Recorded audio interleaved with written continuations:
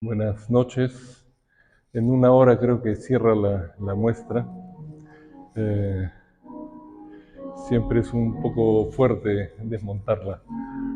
Eh, y aprovechando, digamos, que Lucho Chan, que tiene una plataforma, iba a hacerme una entrevista, me ha planteado hacer una última visita guiada con ustedes, lo cual me parece perfecto y maravilloso. Así que arrancamos.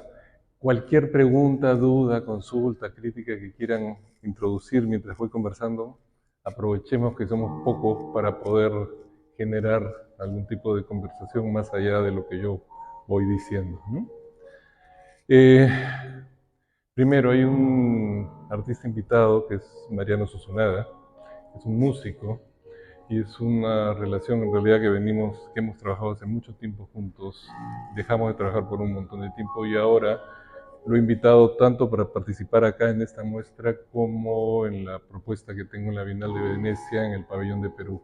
En ambos espacios lo que he tratado de hacer es una especie de espacio de transición entre la calle y la muestra, en donde por un medio no visual, sonoro, de alguna forma induzco a que en términos sensoriales las personas se ubiquen en otro espacio, ¿no? Como una especie de masaje emocional para que entren a la muestra sin la carga del cotidiano, de la velocidad del día a día, del taxi que te tocó el claxon en la esquina o el micro o lo que fuera, ¿no?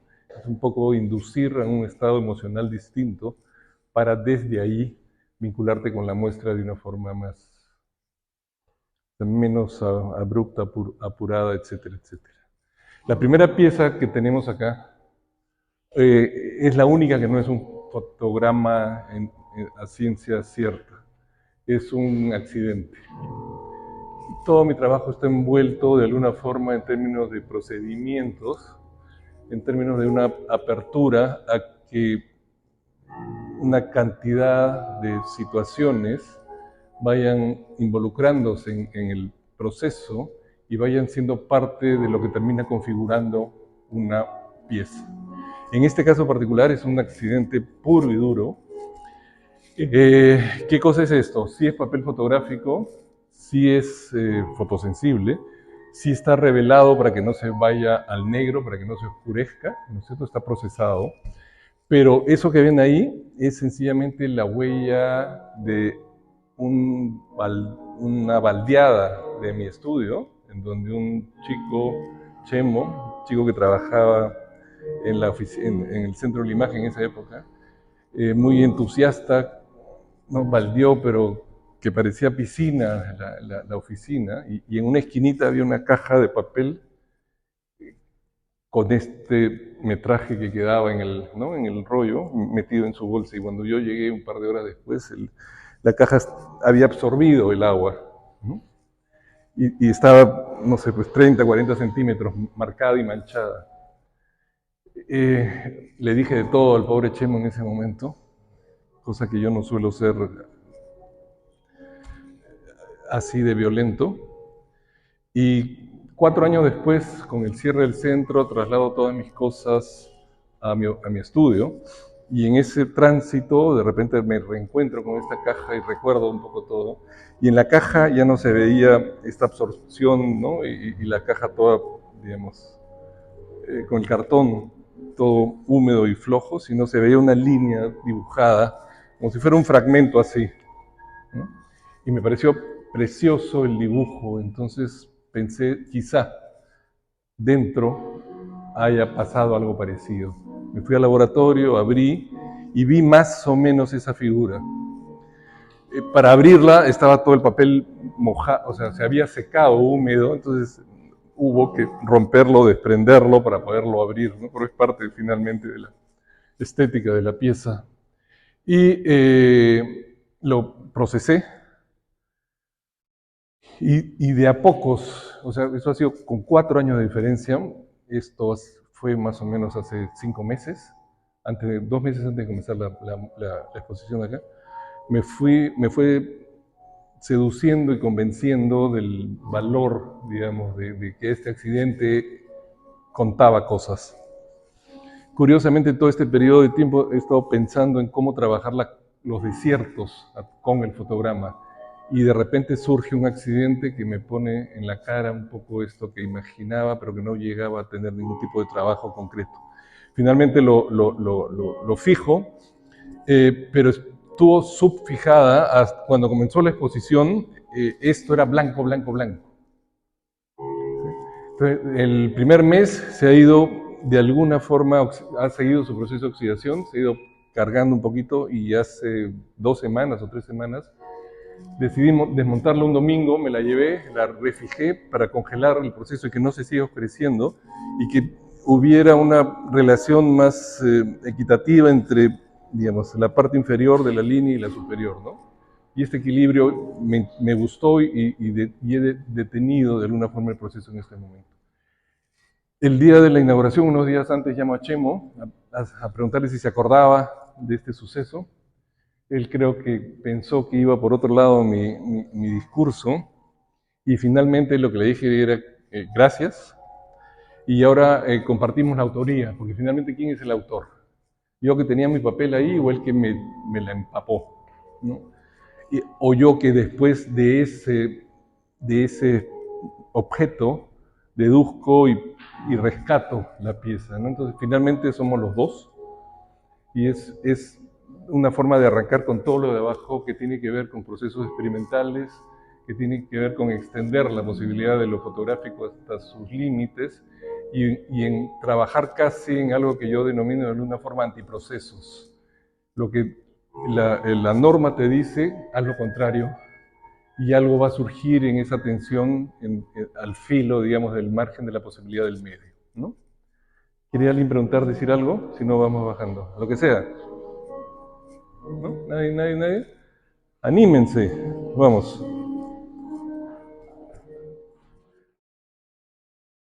¿Qué es lo primero que comenzó? Por ahí arrancó todo este proyecto. En algunas festividades andinas y el mar, el Océano Pacífico. Esta es una parte de una línea de trabajo también vinculada ahí. Papel color, papel blanco y negro.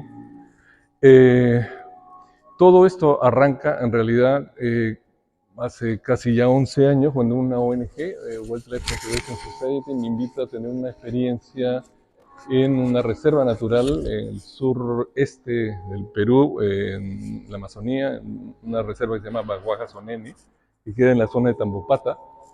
Y nos invitan a un grupo de 14 autores, cocineros, pintores, músicos, poetas, etcétera, a tratar de ver si nos interesaba trabajar en ese territorio para apoyarnos y hacer visible, digamos, esos espacios en términos de medios locales, medios culturales después, en prensa. Y a mí me interesó desde un primer momento, y estuve 1 año y medio trabajando con todas las cámaras que se les pueda ocurrir.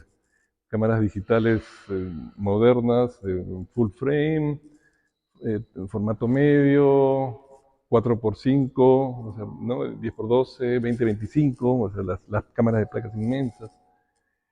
Y en todos este año y medio de un sinfín de ingresos, los trabajos que yo veía no tenían la capacidad de contener la fuerza de la experiencia que yo había o que estaba teniendo en la selva, ni de alguna forma toda la información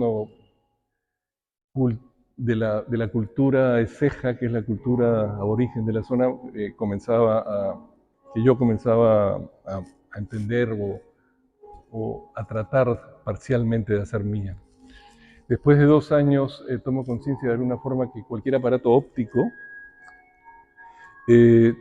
tenía varias implicancias. La primera era que era un único punto de vista, ¿no es cierto? Todas las cámaras de nuestros celulares tienen un solo punto de vista, que viene obviamente de la tradición desde el medioevo de la cámara oscura y toda la teoría de la perspectiva, pero que viene también de una cultura totalmente etnocéntrica, ¿no es cierto? En donde el sujeto, el yo, es el eje central de todo. La otra, digamos, del otro elemento que carga consigo y que es imposible de deslindar es que necesita una distancia. ¿No es cierto? Con una cámara necesitas alejarte, no puedes estar encima de las cosas porque si no, no registra.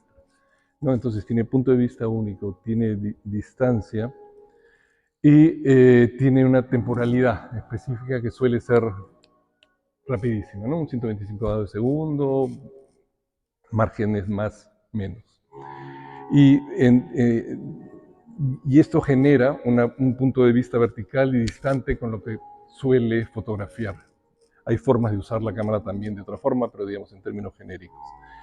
Y comencé a ir, como han escuchado, casi a contramarcha en la historia de la fotografía y en eso ya, digamos, ya no hay cámara y me encuentro con la posibilidad del soporte, del papel. Y comienzo a entender y a descubrir que el papel genera otras condiciones de vínculo. Primero tiene que tocar, por eso la muestra se llama ver por contacto, ya no necesita una distancia, ¿no es cierto?, sino toca. Sin tocar no hay fotograma, no hay huella que deje. Luego, planteado en términos del formato de estos rollos, ¿no es cierto?, que son de 10 metros, 20 metros, 30 metros, se introducen en la Amazonía, en este caso que fue donde comenzó, como si fuera un pequeño riachuelo, ¿no es cierto?, o una culebra, y ya no, como me pasaba con las cámaras, se quedaba en el registro de alguna forma de la epidermis de la selva y no entraba a la selva, ¿no? Pues la cámara solo retrataba la parte donde había cierta luz, pero no entraba al corazón de la selva, mientras que con estos papeles me meto pero por donde quiero, arriba, abajo, a la derecha, a la izquierda. Entonces descubro un medio que se hace de la selva de una forma mucho más empática y horizontal, con un respeto distinto, tocándola, abrazándola, por decir de alguna forma, ¿no? Y a partir de ahí es que comienzo a gestar todo este constructo, digamos, de una propuesta visual. Se introducen una serie de variables en ese camino, como la pieza que está en la Bienal de Venecia, es una palmera de 30 metros, en donde la palmera estaba sujeta sobre unos postes de bambú. Armamos esto de día, como es papel fotosensible, o trabajo de noche, o trabajo en una carpa que estuvo hasta hace unos días acá, que la tuvimos que sacar ayer porque se hizo la presentación del libro. Y corremos el papel de noche, o trabajamos con el papel de noche, y justo cuando estaba a punto de exponer esa gran palmera, de repente arranca una tormenta, ¿no? Y 4 destellos en el cielo exponen la pieza. Y era como la naturaleza dimensionándome a mí, ¿no es cierto?, como sujeto humano insignificante, yo con mi pequeño flash así, y 4 destellos en el cielo que iluminaron la pieza totalmente. Más una cantidad de variables que luego se fueron insertando y que me hicieron perder el control del proceso para luego yo asimilar eso como parte ya de la estrategia de producción, en donde perder la conducción del proceso es parte de la metodología de trabajo. Y en donde ahora lo que se ha convertido es usar el papel fotosensible como una especie de plataforma de recepción, abrir una ventana en algún lugar, en la selva, en la sierra, en la costa, y darle un tiempo determinado de exposición, en donde a veces trabajo con mi flash, a veces uso la luna, que la uso mucho ahora como compañera de trabajo, y una que otra vez en situaciones de tormenta con luces. Entonces, se ha abierto una especie de ventana de tiempo, en donde en 1 hora, 2 horas, 3 horas o 4 horas, todo lo que pasa va siendo registrado y termina siendo parte de esa imagen. Entonces, se ha complejizado en ese sentido el tipo de representación visual que estoy construyendo, y algo de eso es lo que carga, y algo de eso es lo que moviliza cuando un espectador se enfrenta también a estas piezas curiosas. Por ejemplo, bajamos.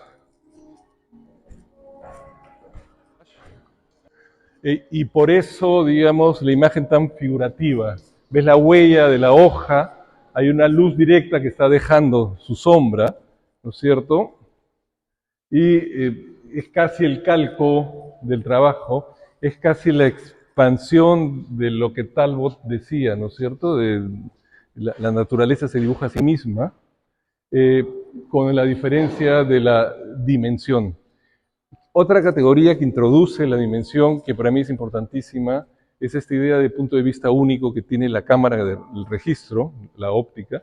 En este caso, el papel, al estar así metido de forma disímil, es como si hubieran 500 cámaras, uno al lado del otro, mirando a sitios distintos.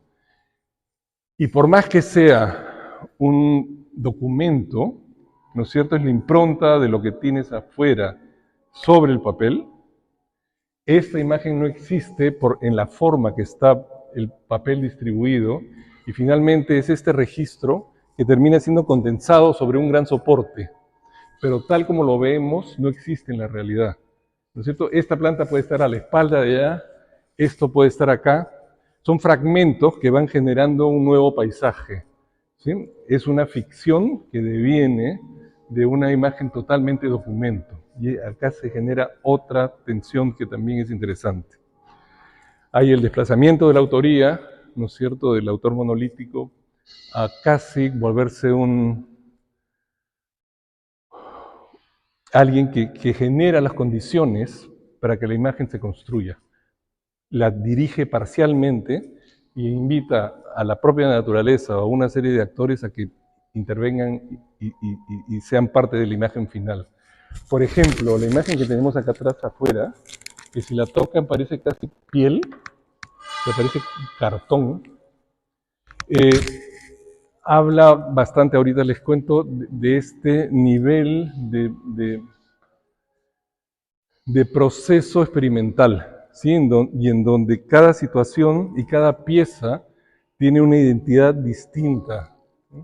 Y en donde se le ha dado la libertad de manifestarse en ese sentido. Esta pieza mide 18 metros, va por acá atrás y va por allá, y hubiera podido ser muy parecida a esta, porque esta ha sido muy reciente, tiene un par de años, y esta tiene más de 10, era una pieza, pues me fui yendo hacia un nivel de experimentación bastante de abstracción, y quería retomar y regresar a una pieza un poquito más figurativa. Entonces, había sido pensada para fotografiar con flash, pero pusimos los 18 metros de papel así entre en la selva, en el follaje, y estaba a punto de comenzar, y siempre pasa ese tipo de cosas, pues la naturaleza toma sus decisiones, obviamente, autónoma y abruptamente, se despejan las nubes y aparece una luna, que parecía que habían prendido la luz del Estadio Nacional, así como estás oscuro y ¡pah! Prendes, ¡jum! Entonces, ¿qué estaba pasando? La foto se estaba sobreexponiendo a una velocidad, ¿no?, instantánea. Tratamos de rebobinarla para que no se queme, o sea, no se sobreexponga, pero la maleza, arañas, culebras, mientras la gente local nos ayudaba a limpiar la zona para sacarla, fue más de media hora. ¿Qué significaba eso? Que la pieza estaba totalmente sobreexpuesta.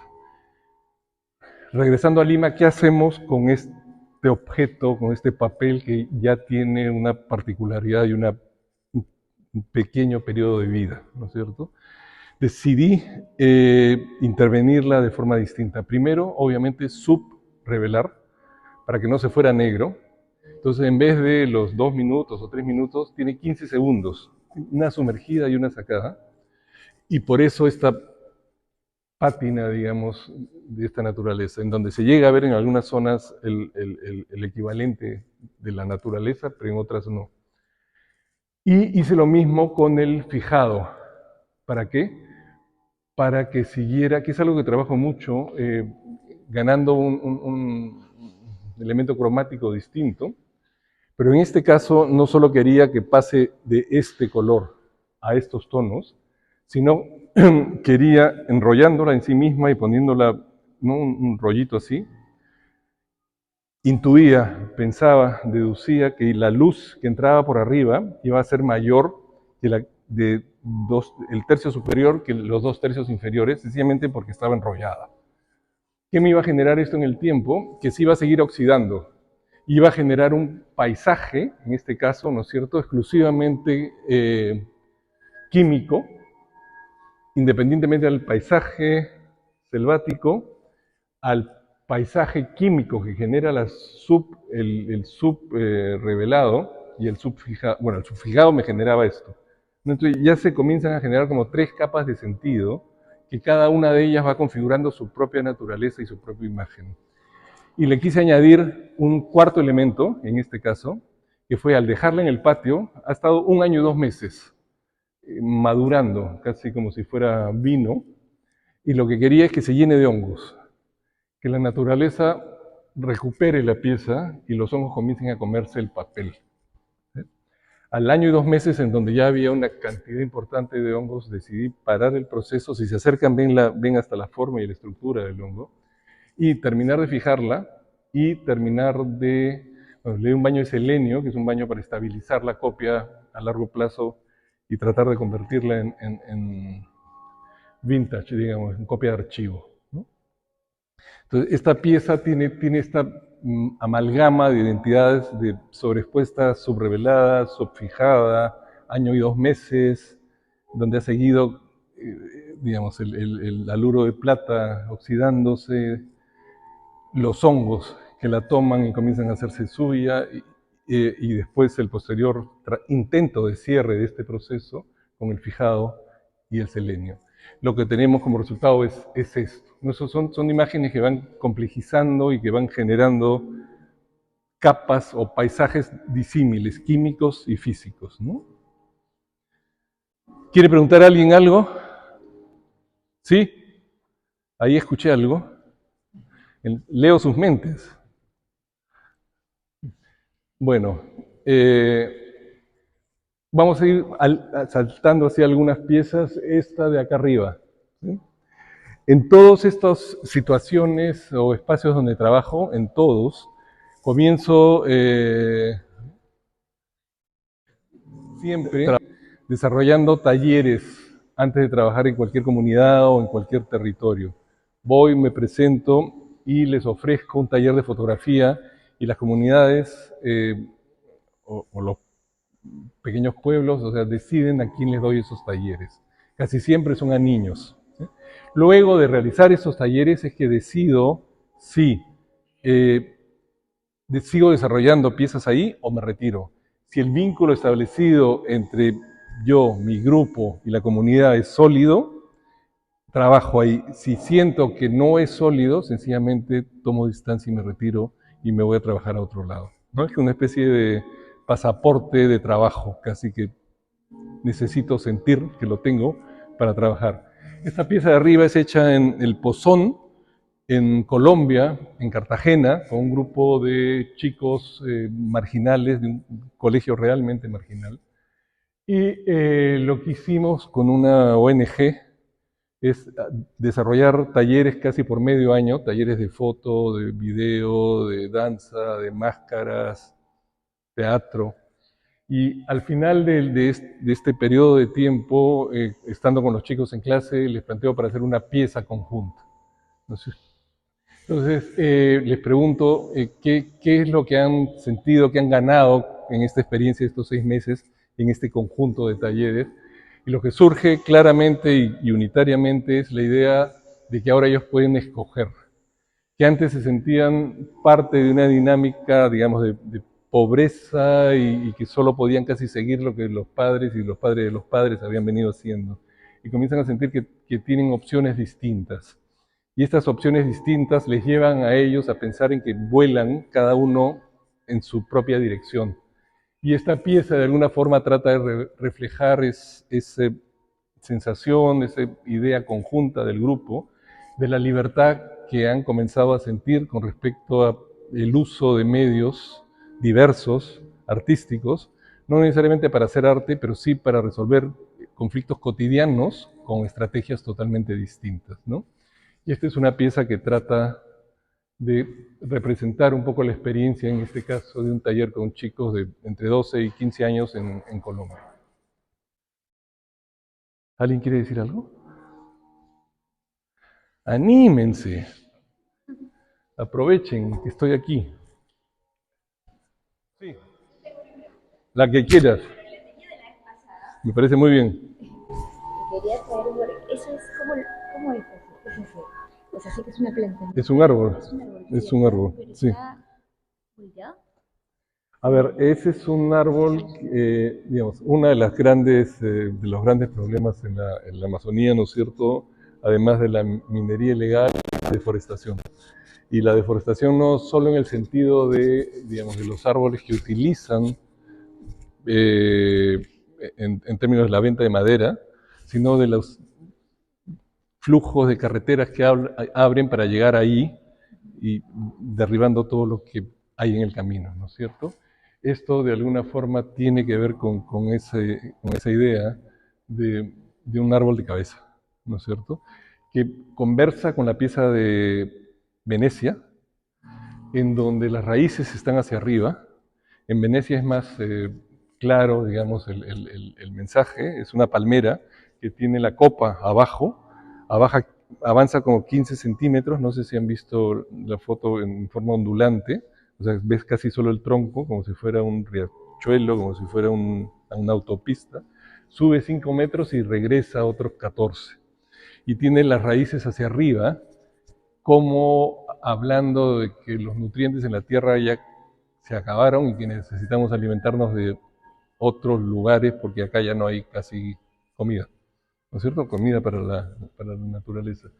Esto en una dimensión mucho más pequeña juega con eso, ¿no? Juega con eso, juega con los niños, con el futuro arriba y con todo este intrincado de piezas abajo, ¿no? No, por favor, lo que quieran. Estas piezas, esta es una copia que acabo de tener que cambiar hace 2 días. La otra es mate y tiene otra prestancia, pero es una pieza que se ha tenido que correr para Londres y he tenido que hacer un cambio solo en los últimos 3 días. Danzantes, papás, danzantes hijos. Y en este caso, al igual que allá, estoy tratando de registrar básicamente la energía de la naturaleza, ¿no? Mucho más que la naturaleza tal cual. Gracias. En este caso, lo que se trata, o lo que he estado tratando de hacer también es registrar la energía de estas danzas, ¿no es cierto? No hay identidad aquí de sujeto o de individuo. Lo que he tratado de condensar es la identidad de esa energía que está envuelta en una danza tradicional, que es una danza de resistencia además a culturas foráneas, y en ese sentido una danza también de identidad, de refuerzo de la identidad local, ¿no? ¿Cómo se hace esto? En la carpa que había dentro, que es una carpa de 6 metros por 3,5 por 3, si ven, hay 4 fragmentos de papeles, ¿no? Los papeles suelen ser de 1,10 m de ancho, y acá están cortados por la mitad, porque esto es lo que entraba en la carpa. Estos 2 grupos los meto en la carpa, que es una carpa blackout, ¿no es cierto? O sea, se oscurece, cierras si estás oscuro como si estuvieras en un laboratorio, y los músicos están echados en el piso, moviéndose, bailando. Yo con un pequeño flash disparo varias veces, y acá se ve lo de varias veces, ¿no es cierto? Voy tratando de generar densidades del blanco al negro distintas, con mayor y menor intensidad de luz, para que se sienta la cuestión rítmica y el movimiento, ¿no? O sea, construyo con la luz una sensación rítmica, ¿sí? Que básicamente está acá, en este caso, en la energía de los pies, ¿no es cierto?, de lo que nos mueve.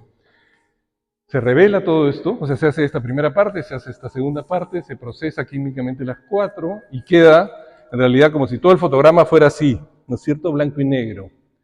¿Qué hago después? En este caso, trabajo con marrón de Van Dyke, que es una emulsión fotosensible, mucho más lenta que la plata, y aguanta periodos de exposición muchísimo más largos, ¿no es cierto? El papel original, si lo dejo 10 segundos, se te va negro. El marrón de Van Dyke, con 1 minuto, 2 minutos o 3 minutos, sigue absorbiendo luz y dejando un registro adecuado.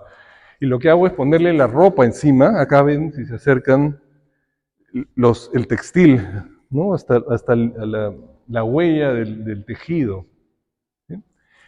Y ¿Qué es lo que quiero hacer con esto? Por un lado, darle una pátina cromática que para mí lo asocia con lo andino, que es la tierra, los Andes, los cerros, ¿sí?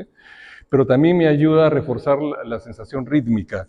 Con la brocha yo genero o refuerzo el movimiento de las piernas y después, como tercer elemento, con la textura de la tela, refuerzo lo reforzado, ¿sí? Generando aún más sensación de movimiento. Entonces, estas son estrategias que finalmente tratan de comunicar algo, y es el uso de algunas técnicas primigenias fotográficas para reforzar lo que uno quiere decir. ¿No? En ese sentido, en todo, es la técnica puesta al servicio de un concepto o una idea, no es técnica por técnica. ¿Sí? ¿Quiere alguien preguntar, decir algo? Esa fue la misma técnica que utilizó para los niños en Cartagena. Los niños se han quedado en este registro, en el blanco y negro, porque no me interesaba cargarlos con una capa cromática, por ejemplo, que en este caso el trabajo, casi todo el trabajo andino está referido a esos tonos, y me interesaba colgarlos en el techo siempre como idea desde que surge la pieza, como si fueran estrellas. Entonces el cielo estrellado me remite a blanco y negro, no a esta carga de colores. Entonces es parcialmente lo mismo, solo que se acaba en este momento, ¿no? En un primer fotograma tradicional y no intervenido como acá. En este caso es igual, solo que con los hijos de ellos.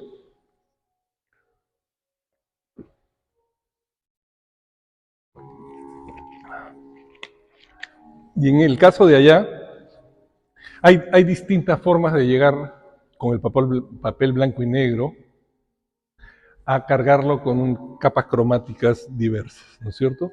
Uno, como han visto allá, es el subfijar, y en el tiempo la imagen va gestando estos colores marrones, pues un marrón en particular. Marrón de Van Dyck, en estos dos casos, que es otro tono, más amarillento de repente. Y en este caso hice lo mismo, subfijé, pero no se gestó una pátina, digamos, uniforme. Estaba como manchada, como se besa, pero en esa la mancha le aporta. Acá sentía que la mancha confundía. Entonces, ¿qué fue lo que hice después de tener la pieza más o menos como esa? Fue utilizar una tercera herramienta que es un toner sepia, ¿sí? Que es un químico que tiñe, ¿no es cierto?, la fotografía blanco y negro, y pero en una forma muy diluida, y me sirvió para emparejar, ¿no es cierto?, en términos cromáticos, la imagen. ¿Qué cosa es esto? Sencillamente es una banda de músicos. Puse el papel en una pared en Coyhaique, un pueblito en Apurímac, una noche de fiestas, de fiestas patrias. Puse los 6 papeles así y le pedí al grupo que pasara adelante el papel muy pegado, ¿no? Pasó una vez, pasó 2 veces, y a la tercera más o menos tenía yo ya el ritmo y velocidad y cadencia del grupo, y yo con un pequeño flash sencillamente iba caminando un poco más rápido al lado, disparando varios disparos, ¿no es cierto? Que a diferencia de acá, donde quería gestar el ritmo en los pies, aquí eran básicamente en la parte donde están los instrumentos y el cuerpo, para gestar esta sensación rítmica de que están tocando y avanzando, ¿no? Otra vez, en este caso, la luz al servicio de una idea para tratar de conseguir esa, digamos, que esa imagen genere esta sensación que quiero construir, ¿no? Además de la cuestión cromática. Esto estaba dentro del marco de la fiesta Yaguar Fiesta, ¿no es cierto?, en los Andes peruanos, en el sur sobre todo. Supongo que todos saben lo que es Yaguar Fiesta. Es esta antigua costumbre de coser un cóndor en la espalda de un toro, como una clara lectura, ¿no es cierto?, de esta fricción entre la cultura española y la andina. Eso está prohibido ya desde hace como una década. Pero de alguna forma la fiesta evocaba eso y estaba dedicada a eso.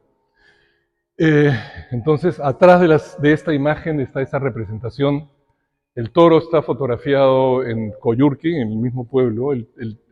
Pasando una de esas noches en el pueblo, vi que el toro dormía en el ruedo, pegadito a la pared, al ruedo circular, y fuimos corriendo a la carpa, cortamos un papel más o menos del tamaño del toro, y unos amigos descendieron el papel entre el toro y la pared, y yo estaba al frente de la plaza porque había una luna llena maravillosa que generaba una sombra sobre el papel, entonces más o menos dirigí, calcé que la sombra cayera sobre ese papel, se expuso 10 minutos y rebobinamos y después revelé en Lima.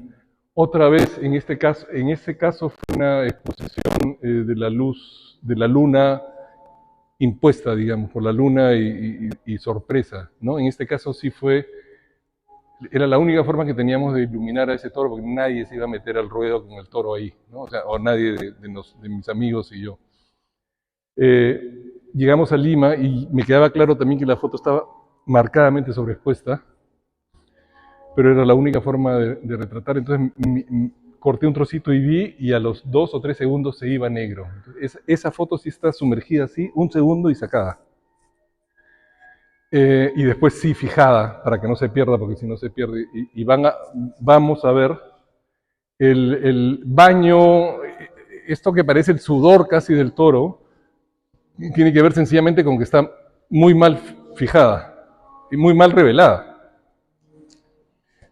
Pero le da una identidad particular que parece, ¿no es cierto?, el toro que ha corrido y el sudor o hasta la sangre. O a eso podría remitir, sobre todo teniendo al cóndor arriba, ¿no? Acérquense.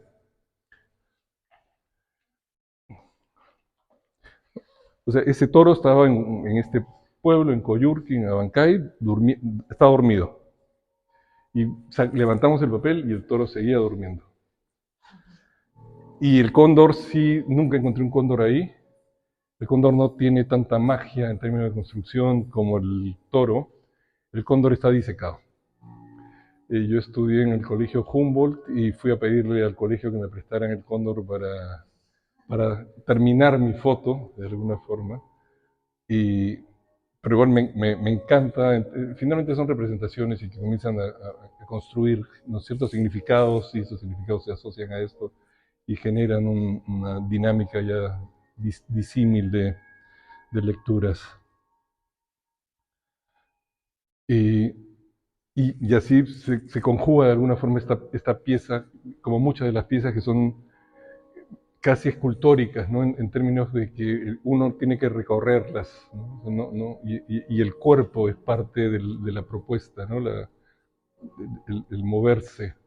Y además como que está atrás, ¿no? Está escondida, como está escondida ahora por ley, de que esto está prohibido de pasar y solo está en nuestra memoria.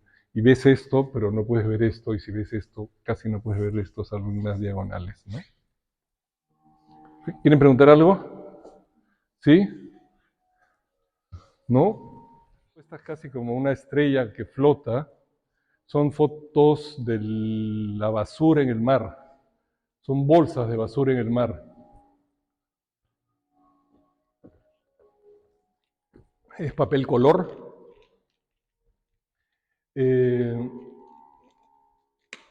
Es otra estrategia totalmente distinta para tratar de gestar una imagen que represente, en este caso, la polución, ¿no es cierto?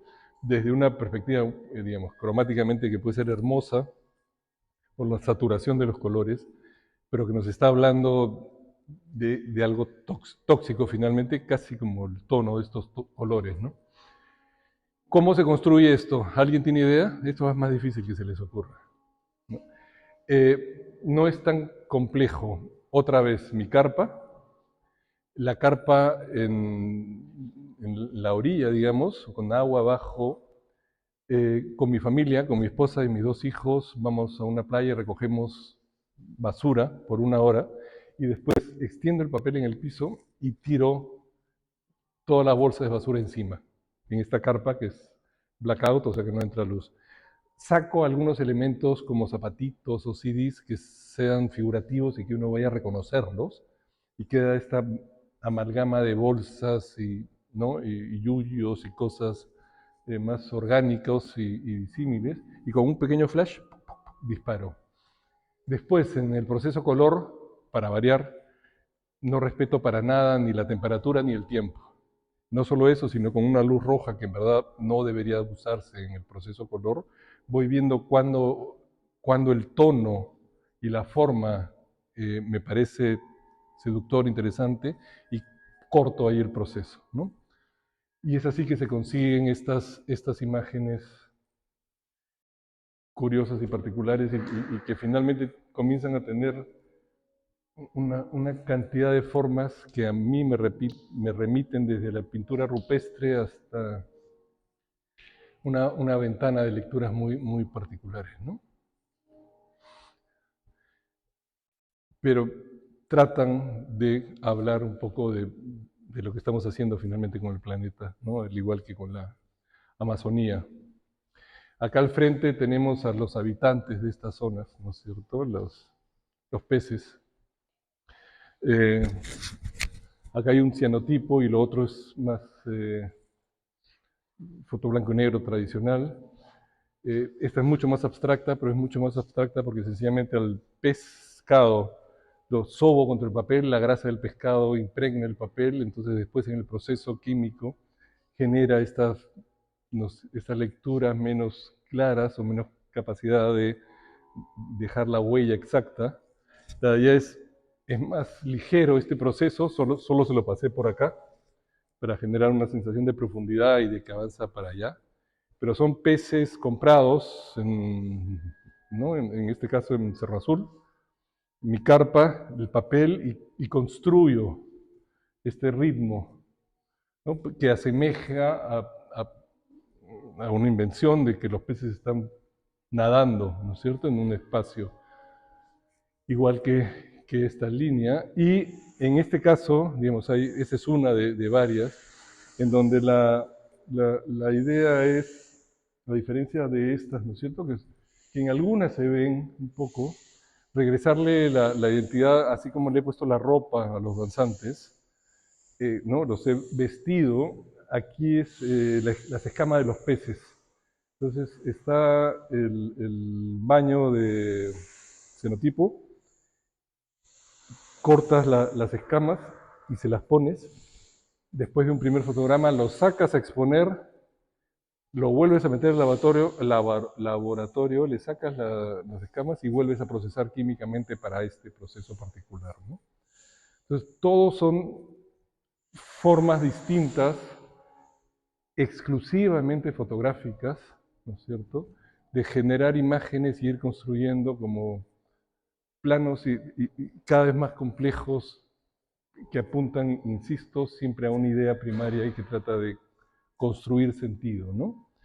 Y para acabar acá un poco, acá hay una diversidad de estas líneas diversas de trabajo, ¿no? Es casi como una muestra de muchas de estas cosas que se pueden hacer a formatos menores, porque también, digamos, uno tiene que vivir de algo y esas imágenes inmensas, insertarlas en el mercado del arte es complejísimo, ¿no? Es mucho más fácil insertar estas piezas que son, por un lado, mucho más asequibles, pero también mucho más fáciles de colgar en casa o en colecciones particulares, ¿no? Sin dejar de estar vinculadas a estos niveles de experimentación que hemos venido viendo en las piezas mayores, digamos, ¿no?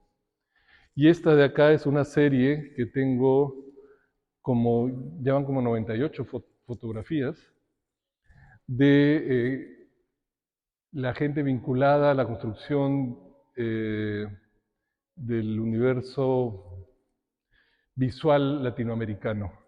No solo latinoamericanos, sino también, digamos, de otros países, pero que aportan de alguna forma a la construcción de la visualidad latinoamericana. Tengo 98 de estas piezas y este es un pequeño grupo de ellos, en donde hay fotógrafos, básicamente, pero no exclusivamente, hay galeristas, coleccionistas, críticos, ¿no? Y que en su conjunto están dándole una identidad en un periodo histórico a lo que se produce desde la región. Es un trabajo que en verdad creo que en 20, 30, 40 años va a tener una identidad bastante interesante. hay trabajos que uno hace para mañana, para ayer, y unos que hace pensando en que van a terminar de cargar la identidad a 20, 30, 40 años, ¿no? Este es uno de ellos, por ejemplo. No sé si los conocen, pero a ver, algunos. Bueno, Luis Weinstein, que es un fotógrafo chileno, bastante conocido, Julieta Escarbó, eh, editora de libros y fotógrafa, el Avión, que es un fotógrafo peruano de prensa, Raúl García se llama en realidad, Rosaniela Renault, que es una fotógrafa bastante conocida brasilera, Luis Kamnitzer, que es probablemente uno de los teóricos de habla hispana más importantes, y artista Ana María McCarthy, fotógrafa peruana que ahorita está teniendo una muestra acá cerca, Pablo Ortiz Monasterio, mexicano, Jaime Rasuri, que también es fotógrafo de prensa peruano bastante importante, Javier Silva, también otro fotógrafo peruano importante, Camila Rodrigo, una fotógrafa joven importante, eh, Joan Foncuberta, teórico importantísimo catalán, Graciela Iturbide, fotógrafa mexicana también de peso importante, Musuk Nolte, fotógrafo peruano, Camila Rodrigo y el fotógrafo músico, el cual estamos escuchando ahora la música, Mariano Sosunaga. Acá hay 16, hay 98 de estas imágenes que además es un trabajo en proceso que sigue creciendo, ¿no? Y en este caso es sencillamente la huella de ellos echados cómodamente sobre el papel en algún lugar en donde nos encontremos, ¿no? Finalmente todos son amigos. Y para acabar, lo que quieras. Este, acá cada personaje decidía cómo estar, o tú, o sea, una especie de autorretrato en el programa, o tú decías Sí, qué es lo que tenía que hacer. a ver, en todo mi trabajo siempre hay una relación de coautoría. O sea, yo no impongo nada, menos ahora, sino al contrario, dejo que las cosas se vayan dando y suceda, ¿no? Y en este caso lo que hacía, pongo el papel en el piso y les pido que se pongan cómodos. Y cuando se sientan realmente cómodos, me avisen. Me avisan algunos a los 5 minutos, otros a la media hora, y comenzamos a plantearles que se imaginen cómo están quedando. Y a partir de un primer disparo, en donde como todo está oscuro, yo en el ojo tengo se marca, pero así como dibujo el lápiz exactamente cuál es la figura. A veces planteo, pero sin que ellos se muevan, o si se quieren mover que se muevan, disparo una vez más o dos veces más. Y ahí es donde se va construyendo esta sensación también de mayor volumetría y ritmo, ¿no? Y después, bueno, se procesa. Para acabar, esta imagen que está al centro un poco de este espacio, ¿saben quién es Fernando La Rosa? Sí, perdón, fotógrafo, y que de alguna forma es el padre de lo que se conoce ahora como fotografía peruana contemporánea. En los 70 inicia todo un movimiento que se llamó Secuencia. Arrancan con la primera galería de fotografía en Lima, que se llamó Fotosecuencia, y arrancan con los primeros textos de investigación y teorización de la imagen desde el Perú. Estaban ahí junto a Fernando La Rosa, Billy Ger, Roberto Fantozzi, Mario Montalbetti, y había todo un grupo de gente, Mariela Gois, que ya no está con nosotros, lamentablemente, y Fernando La Rosa tampoco. Y hace unos años, Fernando, yo tenía previsto hacerle esta foto, comenzar este proyecto con Fernando La Rosa, porque era una especie de homenaje mío simbólico a él. Y Fernando vivía en Macon, en Estados Unidos, y me dice que ya no regresa al Perú porque está muy mal físicamente, que tenía un cáncer muy avanzado. Entonces decido ir a visitarlo, a las 48 horas estoy ahí con él, le hago la foto de la serie, que también está él presente, y en estos días en su casa, que tenía un bosque maravilloso atrás, salían en la noche siempre con su esposa, con Frances, y aparecían, ¿no? Como saliendo del bosque. Y es así que decido plantearles hacer este retrato, colgamos los papeles ahí en este lugar donde ellos solían salir de este bosque, y le hago este retrato medio abstracto, medio mágico, medio... Y, y para mí es una especie de homenaje de alguna forma al padre de lo que es la fotografía peruana contemporánea, ¿no? O sea, el que hizo una especie de bajada de bandera y de ahí devino todo lo que ha seguido sucediendo, digamos, con un cierto, no con una continuidad absoluta, pero digamos con un cierto nivel de continuidad, ¿no? Él es Fernando y ella es Francis. A las 2 semanas después de haber hecho esta foto, él fallece, digamos, ¿no? Más o menos. Una de las cosas que dijo Fernando, pero yo honestamente ya no sé si me lo inventé o lo dijo realmente, era esta luz alrededor de su corazón. Eh, Insisto, no sé si me lo inventé o me lo dijo, pero me creo que me dijo que lo que le encantaba de la foto era esta luminosidad alrededor de esa parte del cuerpo, ¿no?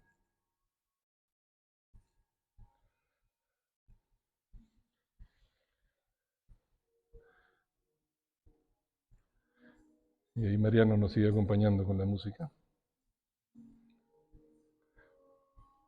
¿Quieren decir, criticar? ¿Eso hay la posibilidad de algún libro próximo? Sí, sería, estoy pensando cómo darle cuerpo a esto, ¿no?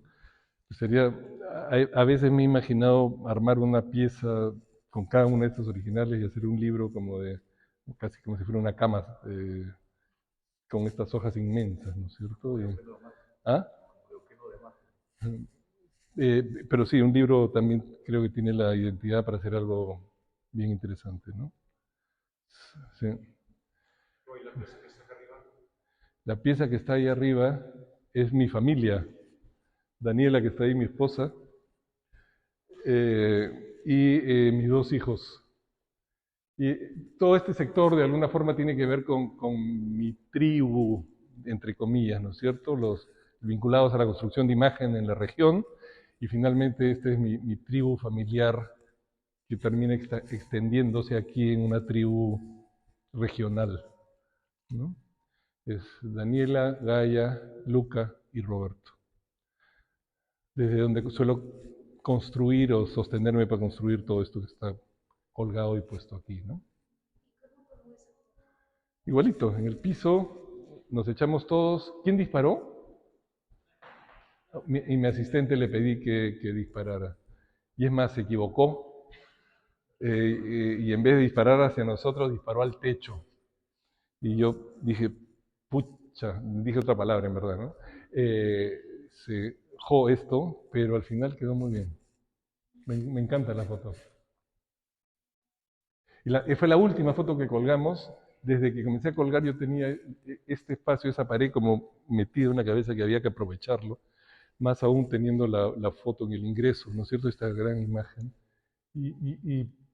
Este trabajo tiene esa particularidad, la posibilidad de buscar, digamos, como que las imágenes solas buscan espacios ¿no? Y te dicen, Roberto, ¿no te has dado cuenta? Yo quiero que me cuelgues ahí, ¿no? Y es escuchar a la pieza, escuchar al trabajo, que ellos mismos, ellas mismas te van diciendo cuál es la mejor forma de mostrarse, de verse, ¿no?